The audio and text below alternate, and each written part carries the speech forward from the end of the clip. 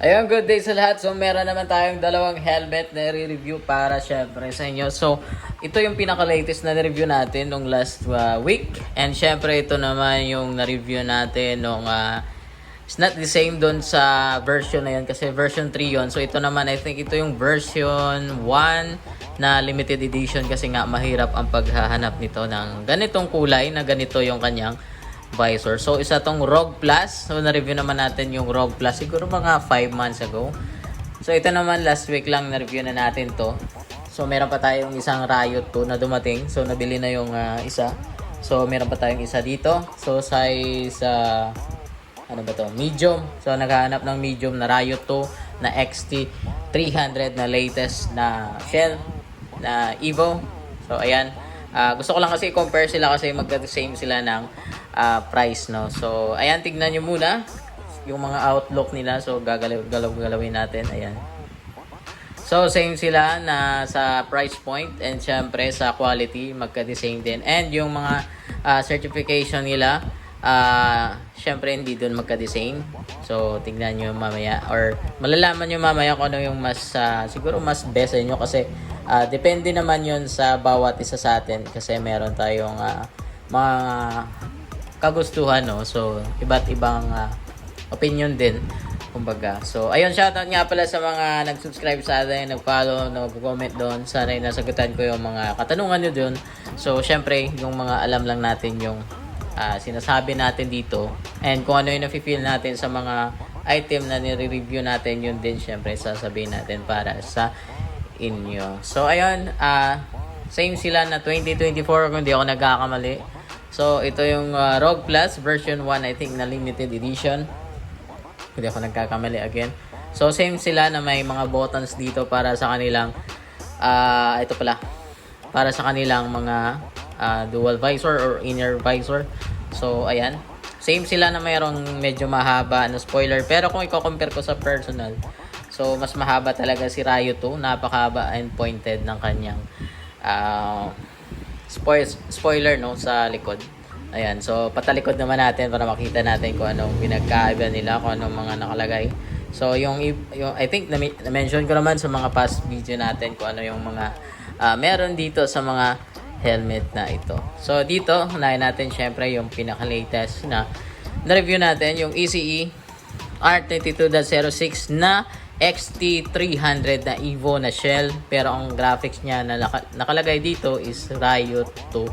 So final QCV 2 passed, size medium, ECR2206, ICC. Dito naman sa left side, yung ROG Plus ay ECR 22.05 lang yung nakalagay dito. Tapos final QC1 pass, so QC1, ewan ko kung pinakaiba ng QC2 at siguro Quezon City o something ganun. Ewan ko, hindi ako sure. Pero dito QC1, dito ay QC2, ICC and ICC. So yung ano lang dito, mas lamang yung ECR2206 ng Evo na brand. And dito naman sa kabila ay ECR22.05 and still isa pa rin to sa pinakamatibay na mga shell na lumabas ng I think 2 years ago yung ECR na 20.05. Pero sa ibang brand kagaya ng MT ko, so I think yung MT ko na unang-unang nabili ko ay nasa magsi 6 years na this coming January next year. So yung iba kasi medyo nahuli na sila. So yung MT kasi international, so siguro yun yung mga naunang naka-ECR. Nung una kasi ICC lang yung makikita mo and DOT FMVS lang yung nakalagay sa likuran ng mga helmet. So wala dito sa kanila DOT FMVS certified, yung mga nakalagay na yon na wala dito. Dito din sa kabila wala din DOT. So nakalagay lang ay ICC ECR2206, ganon din dito sa Evo. So mas latest lang to si Evo. So yung mga nakalagay sa kanilang bawat spoiler ay sa kanya dito sa Evo ay naka-allen, bali tatlo, isa, dalawa, tatlong allen na maliliit. And dito naman ano lang siya, pinipindot lang tapos naglalak lang yung parang plastic ng spoiler nila, no. So wala siyang thread or wala siyang masyadong lock dito sa kanyang spoiler. Pero matigas din siya, hindi mo siya mababasta na aalis yung kanyang spoiler. At wala naman sigurong mag-aalis ng spoiler dito sa likuran kasi hindi na siya magbabagay or papangit siya, no. So, nagandaan lang ako sa kulay ng Spider Rogue and gusto ko lang kasi silang i-compare dahil same sila ng price point. So, ang bigat naman nito, size medium din, 1,550 grams. And dito naman sa Evo, wala nakalagay. Pero kung hawakan natin, mas magaan talaga si Spider Rogue Plus kaysa kay Evo. So, alam naman natin yung mga Evo. Meron din dyan mga lightweight na Evo, pero itong i-review natin ay mas mabigat kaysa dito. So, nakalagay talaga sa Spider Rogue Plus ay 1,500 plus 50 grams. So, 1,550 grams. Size medium. And dito sa Evo naman na XT300 na Ryu 2 ay wala nakalagay kung gaano kabigat. Pero mas mabigat siya ng konti. Ayan. Siguro mga 1,600 grams. Hindi ako nagkakamali. Correct me if I'm wrong. And syempre, tignan natin sa loob ko anong meron sa bawat isa para hindi masyadong mahaba yung video natin. No? So, kunin natin yung mga stand ng bawat isa.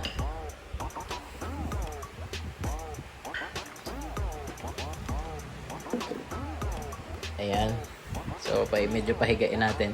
And ganun din si Evo. So, ayan. Same lang din sila ng napaka-quality ng mga kanilang tawag dito. Kanilang mga paddings, no. Pero, I think mas lamang kung titignan mo siya kapag hindi mo hinawakan.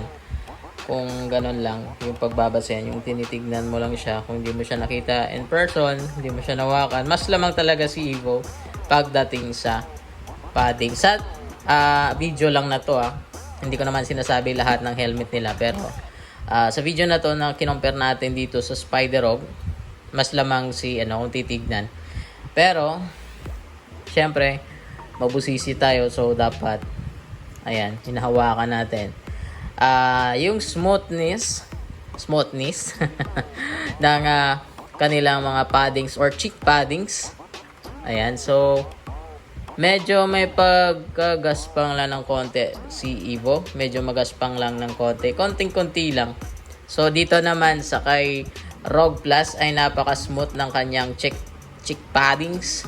Pero ang wala naman dito sa kay Spider Rogue, wala siyang parang extended na mga coating dito. Hindi gaya ng Evo. Meron silang siguro mga half inches. Yung parang tela dito. Kung nakikita nyo. So, natin ang ilaw. Ayan. This is what I mean. Ito po.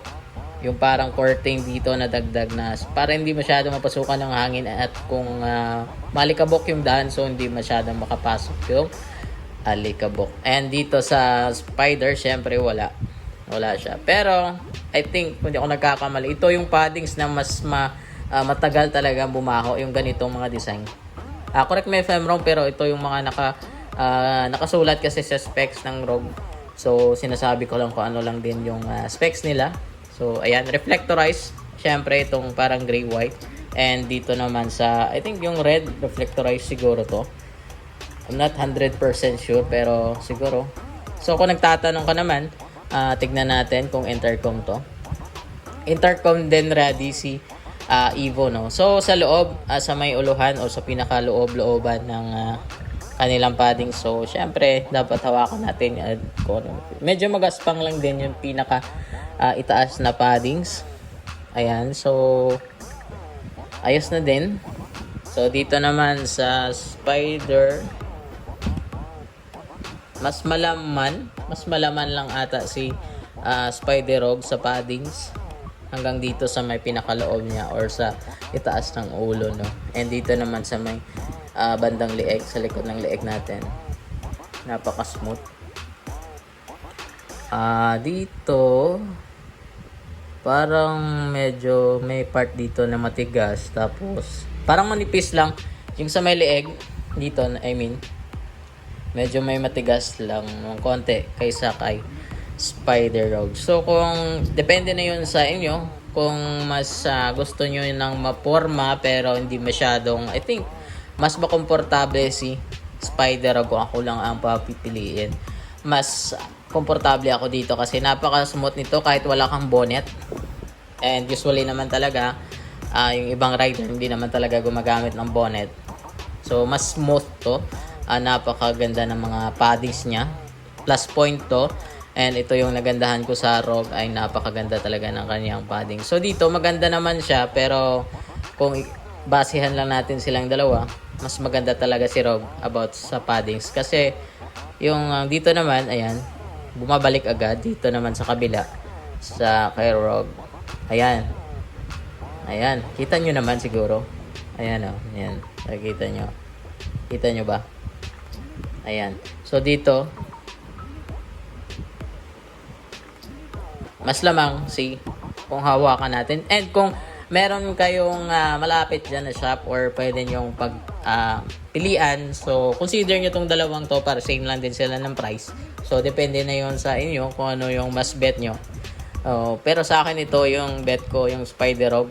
Hindi lang sa maganda yung kulay, kundi pati sa loob. Kasi nagagandaan ako sa mga helmet na kahit mga konting specification or nakalagay sa kanila ay pinapaganda talaga nila. And yung strap dito ay quick release din. Ayan, smooth naman dito.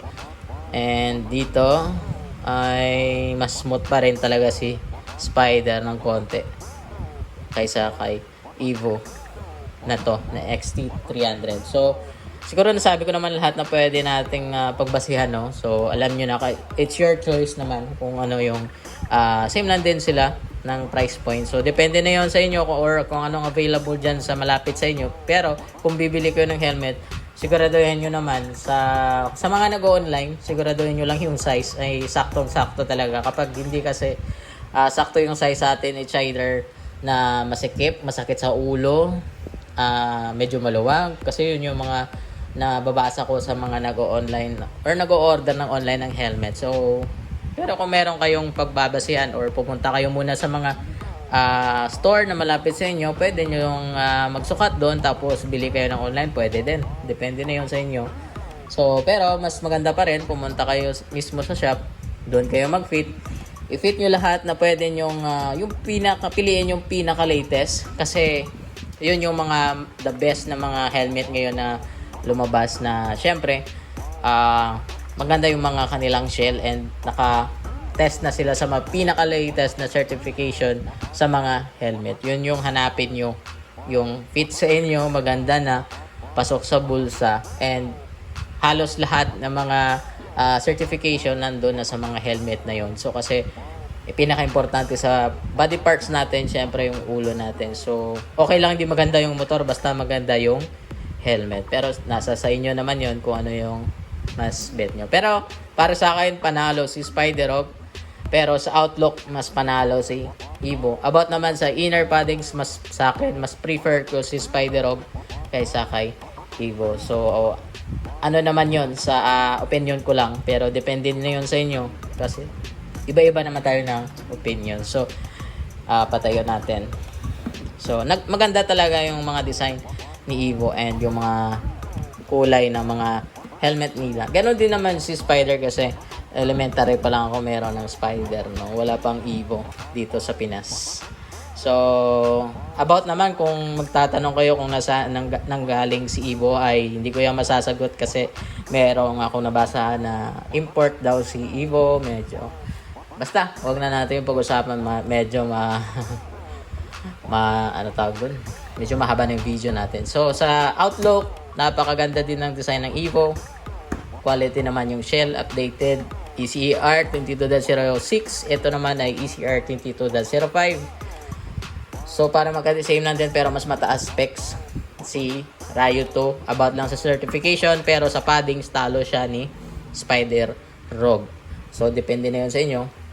So, yung stock na lens kapag bumili ka nito ay kulay blue din. And ito naman, plain lang po siya na black. And nga pala, same sila ng locking mechanism dito sa may pin lock. Ganon din dito sa kay Spider. So, pwede nyo siyang lagyan ng peel-off sticker dito sa harap na hindi kayo mahihirapan. And nga pala, before ko makaligtaan, yung switch dito ng yun nga, nasabi ko na siguro sa past video natin, kung naka-gloves ka, ay hindi mo siya kung hindi ka pa sanay, ay hindi mo siya agad masusungkit, no? Yung kanyang switch dito sa kanyang visor, sa inner visor. Dito naman ay napaka reliable kung ako lang tatanungin nyo. Mas prefer ko to kasi isang ganun mo lang ay masusungkit mo na kahit naka-gloves ka. So ito naman medyo minsan dalawa sigurong daliri or pwede naman isa kung siguro sanayan lang din. So buksan nga pala natin dito sa may sa may harap. Hindi ko pa kasi na pakita sa inyo kanina, I think. So nga pala same din sila ng nga pala before natin makaligtaan, muntik na. So hindi ko muna pakita sa inyo yung dito sa nakalagay sa kanilang mga harapan, no? So sa Vision nga pala panalo si Evo, mas malapad yung Vision ni Evo, I think. Hindi ako nagkakamali. Medyo mas malapad lang ng konti si Evo sa dito sa may kanyang visual dito sa harap sa visor niya. And kung nag-eyeglass ka daw ay pwede dito, ayan, eyewear nakalagay dito, eyeglass ready daw. So yung dito kasi hindi ako nagandahan compare dito, mas smooth pa kasi lahat ng paddings ng ng Spiderog ay napaka smooth compare dito kay Evo. So kung hindi naman kayo mapili sa mga specs ng helmet, okay na din si Evo, pero mas prefer ko si Spider. So depende na yun sa inyo. So ito naman ay removable kung ayaw nyo. Ito din, ganun din, removable. And sa kanilang mga inner visor, ayan, may nakalabas dito ng siguro half inches. Ayan, nakita naman. Ayan, may nakalabas dito na half inches. And dito naman mga 1/4, siguro 1/4 ng inner visor ay nakalabas din. Hindi siya fully nasa loob. Ganon din si Spider, no? So para magka-design na din. Double seal ng tubig or para hindi mabilis mapasukan ng tubig. Okay din, parang double wall o double seal dito. Sa itas naman ay single. Dito sa Spider ay single din. So dito sa ilalim ay single din. So yun lang siguro sa video natin. Nasabi ko naman I think lahat sa video na to. Salamat sa pagpanood. Peace.